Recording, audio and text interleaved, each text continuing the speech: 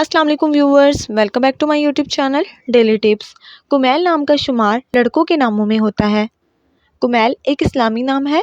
कुमैल नाम की इब्तदाई तारीख उर्दू ज़बान से निकलती है। कुमैल नाम के अफराद के लिए खुशकिस्मत नंबर 8 माना जाता है। कुमैल नाम का मतलब है कामिल, बालिग, मुकम्मल।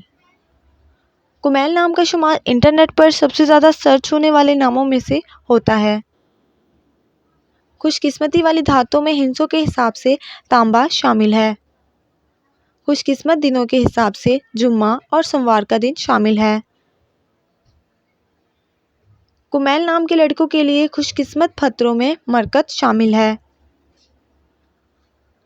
कुमैल नाम के अफराद के लिए मुआफिक रंगों में काला, सुर्ख और सब्ज रंग शामिल है।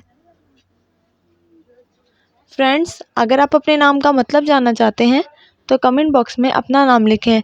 इंशाल्लाह हम आपके नाम की वीडियो ज़रूर बनाएंगे। Thanks for watching. अल्लाह हाफिज़।